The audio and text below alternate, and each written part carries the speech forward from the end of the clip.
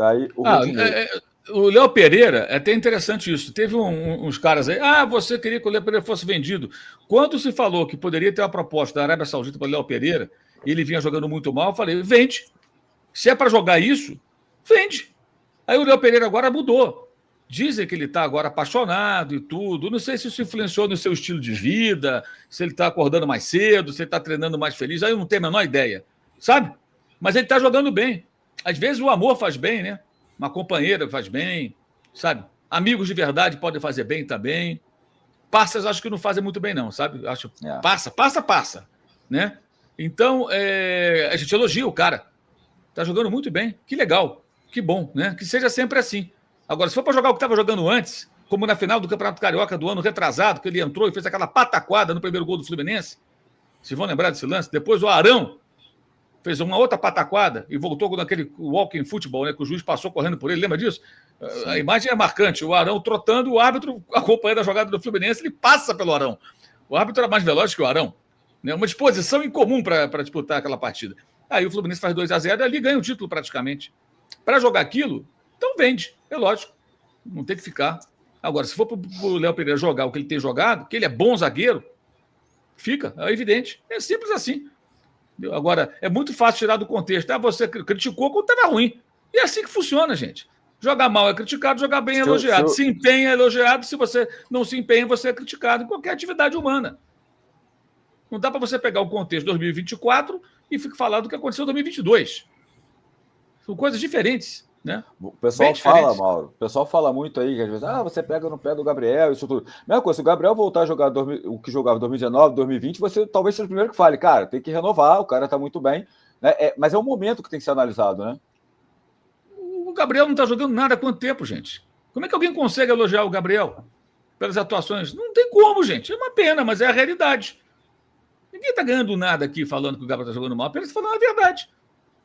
Ora, bolas. Vai fazer o quê? Aí já não é mais o trabalho correto, cara. Aí passa a ser o quê? Brodagem, parceria. Sabe? Porque, assim, alguém que hoje ousar falar que o Gabriel merece uma renovação tem que sustentar. Por que você faria isso? Se você fosse dirigente de um clube, no caso do Flamengo, você renovaria com base em quê? Faça as contas de quanto o Flamengo teria que pagar pelo jogador em 4 anos de contrato, nas bases que foram discutidas no ano passado e travou na mão do presidente com a forte pressão interna que ele sofreu, e externa também. Quanto isso custaria ao Flamengo? Já fizeram essa conta? É que nem a história do estádio. Né? Eu fiz um vídeo falando sobre isso, né? Até com base em muitas informações lá do Fabrício Kika do Mundo na Bola, que agora o pessoal está descobrindo ele, é muito bom porque está se falando mais sobre isso, é o cara que estuda e se aprofunda no assunto. E sobre essa megalomania, tem que ter 100 mil lugares. E aí eu fiz um vídeo falando, olha, isso tem que ser muito bem discutido. Há demanda para quantos torcedores?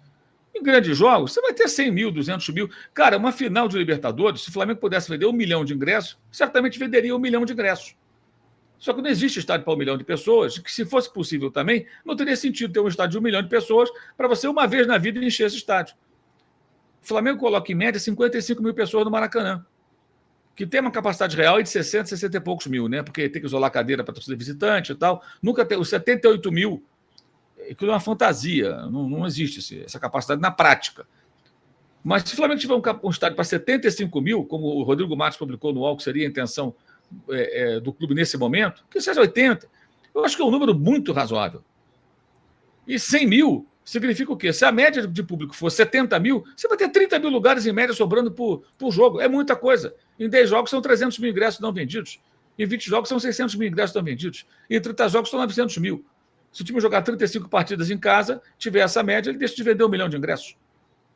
Quer dizer, não tem sentido, gente. É um negócio maluco. Entendeu? Aí muita gente fala, não, tem que fazer para 100 mil. Por quê? Porque o torcedor acha que é assim mesmo. Ele não está preocupado com quanto vai custar. A gente não pode tratar dessa forma. Tem que tratar com mais responsabilidade, né? É óbvio. E quando o jogador é criticado, que ele está jogando mal. Se o Gabriel voltar amanhã a jogar bem, a gente vai elogiar aqui, evidentemente. E como eu acho como rubro-negro, é óbvio que eu gostaria muito que ele voltasse a jogar bem. É lógico, né? Quem dera ele tivesse jogado bem contra o São Paulo do Maracanã, naquela escalação ruim lá do São Paulo, né? O Flamengo teria vencido o São Paulo, seria campeão da Copa do Brasil. Mas ele não jogou nada. E aí, quando entrou no jogo de volta, ele caiu. Tropeçou na bola na primeira ação que ele teve com a bola. Não é esse jogador que a gente quer. Agora, se alguém consegue elogiar esse desempenho, haja boa vontade, né? Não somos assessores de imprensa, gente. Vou pedir para a produção botar aí rapidinho os números do Fabrício Bruno, né? Só porque a gente falou, mas deixa eu ler aqui, ó, tem um superchat aqui do Júnior Faria, ele fala, teve um lance na área que o Fabrício Bruno estava marcando o Danilo, tá falando aqui no superchat. E aí uma mensagem no nosso aplicativo, o Luan Menezes mandou, o pessoal confunde opinião com ofensas, acha que divergir da opinião dele automaticamente está ofendendo.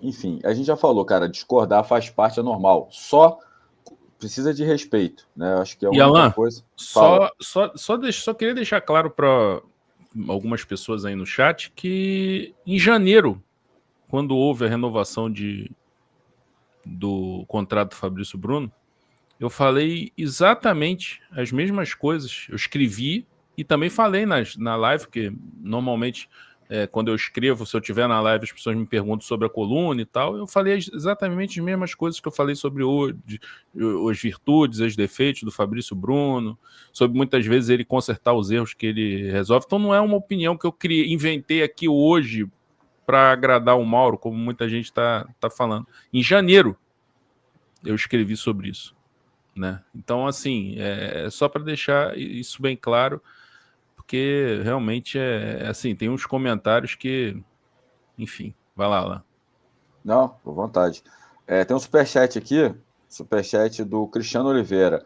Há uma zona cinzenta entre o bom, entre aspas, entre o bom jogador e o excelente.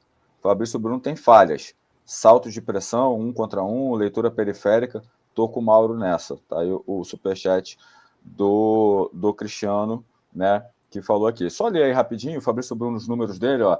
7 ações defensivas, 5 cortes, 1 finalização bloqueada, 1 desarme e 0 dribles sofridos, né? Que é uma outra coisa que chama a atenção do Fabrício nessa temporada, que ele ainda não sofreu dribles, né? Apesar de, tipo assim, acho que é mais levando em consideração os clássicos, né? E essa partida contra a Inglaterra. Mas ele ainda não sofreu dribles, né? Eu acho que é um ponto importante aí para falar. E para acabar aí, o Mauro, esse assunto da seleção, né, para a gente entrar em Flamengo, falar da questão da SAF, falar também de mercado, né, o jogador que o Flamengo está interessado, um português. Você destaca mais alguém aí? Você falou do Paquetá, o Vini Júnior, o Andrés Pereira, que acabou fazendo a jogada para o gol, acho que foi bem, e o Endrick também, né, que o menino parece que é um fenômeno mesmo, né, se continuar com a cabeça no lugar, pode ir longe também, né? O Endrick, ele fez aquilo que, aliás, teve uma jogada do Vinícius no segundo tempo que não saiu o gol porque não tinha o centroavante, né? A bola atravessou a pequena área e não tinha ninguém acompanhando a jogada. O Endrick acompanhou. O Vinícius perdeu o gol, né? E o Endrick acompanhou. Depois o próprio Endrick foi lá e perdeu também uma chance clara. Agora, o Endrick tem 17 anos, marcou um gol num cenário absolutamente incomum, né? Algo importante. Acho que mostra a estrela também e a capacidade do jogador, embora depois tenha até perdido um gol feito, mas ele acompanhou, estava lá e ele que empurrou a bola para a rede, né? E nesse contexto, acho que isso é bem, bem relevante. O Paquetá que jogou bem, mas foi um pouco violento aí no primeiro tempo, né? Isso não pode ser ignorado. Se a gente fala quando o jogador do Brasil toma pancada, quando o jogador do Brasil dá pancada, tem que ser falado também. E sobre esses números, como diria Lúcio de Castro, sobre tortura os números falam qualquer coisa, né? O Fabrício deu 35 passes, acertou 95%. O Beraldo 44, acertou só 77%. Mas se você procurar para ver os passes do Fabrício e qual os passes do Beraldo, você vai ver que o grau de dificuldade do jogador do PSG foi maior. Porque ele tem que começar a construção. Muitos passes do Fabrício, passes laterais, passes para o goleiro. Ou seja, passes sem muito. E muitos passes longos dele, que alguns não alcançaram o destino. Né? Enfim, é isso. Quer dizer, os números eles são muito úteis. O SofaScore é uma ferramenta excelente, mas a gente tem que tentar interpretar a partir dos números. E a interpretação ela pode ser dada também, muitas vezes, de acordo com o caminho que a pessoa quer, com a mensagem que ela quer transmitir. Né? E é isso, mas agora é difícil. As pessoas querem o quê? Elas querem opinião para refletir, para formar opinião, para discordar de forma civilizada, ou querem todo mundo falando a mesma coisa. E as pessoas também não entendem o que há muitas vezes por trás de muitas opiniões, né? Muita amizade. Tem muita gente que é amiga, cara, de jogador, de dirigente. Aí você vai ver. Eu falo sempre o seguinte: eu não sou amigo de ninguém no futebol. Tem pessoas que eu tenho o melhor relacionamento, falo com muita gente, mas amigo, não tenho nenhum amigo no futebol. Eu não posso ser amigo dos caras que são alvo da minha análise. E se porventura eu fizer amizade com alguém de uma maneira circunstancial, tiver que criticar, eu vou criticar. E se o cara quiser deixar de ser meu amigo, ele vai deixar de ser meu amigo, porque é muito mais importante do que essa suposta amizade, é o meu trabalho. Eu tenho que ser honesto com quem me acompanha e não fazer um comentário favorável porque o cara é gente boa, porque eu gosto do cara. E o contrário também. Rodinei. Você fala, você não gosta do Rodinei. Eu acho o Rodinei um jogador limitadíssimo. Ele está bem na Grécia. Porra, tua referência para o Flamengo é o futebol grego, meu camarada. Ele está bem na Grécia. Se estivesse bem na Premier League, né, como o melhor lateral direito, eu ia falar, falei merda, né? O Rodinei está comendo a bola, está no Olympiacos. No Olympiacos. E ele tem predicados. Ofensivamente, um jogador até interessante. Agora, defensivamente, né, o André fala sobre isso há muito tempo. Muitas vezes o André concorda comigo, porque eu já concordei com ele, na verdade. É o contrário. É o contrário. Muitas vezes eu estou concordando com o André. Então, o babaca aí que estiver achando que um está querendo puxar o saco, não tem nada disso, não. A gente pensa muito parecido em muitas coisas do futebol. O Rodinei é uma delas. A gente sempre falava sobre isso. O André sempre falava, eu elo fraco. E era. Quantas vezes? Aliás, é incrível o rubro-negro não perceber isso. O Flamengo tem um título brasileiro, gente, o mais recente, graças ao Rodinei, que fez tudo errado naquele Flamengo 2, Internacional 1, e o milionário lá, o torcedor colorado, ainda pagou R$1 milhão de reais para que ele pudesse enfrentar o Flamengo. Ele errou no gol do Bruno Henrique, ele fez a falta que gerou a sua expulsão na disputa com o Felipe Luiz, e o Flamengo virou o jogo. Ele ajudou o Flamengo, claro que não foi de propósito, ajudou porque ele tem limitações como jogador de defesa. E se você olhar, até o próprio Renato Portaluppi, né, teve um jogo contra o Corinthians, o Flamengo ganhou de 1-0, que ele faz o cruzamento para o final na cabeça do Bruno Henrique, ele entra de ponta direita.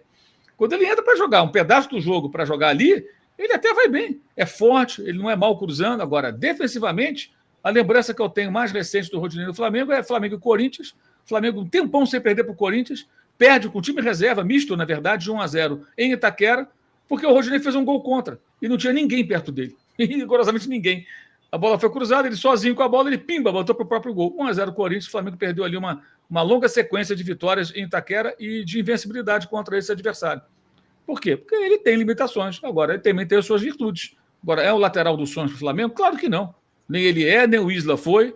E depois do Rafinha, ninguém se firmou. Na realidade, é isso, né? E a diretoria até agora não foi buscar ninguém que pudesse preencher para valer essa lacuna.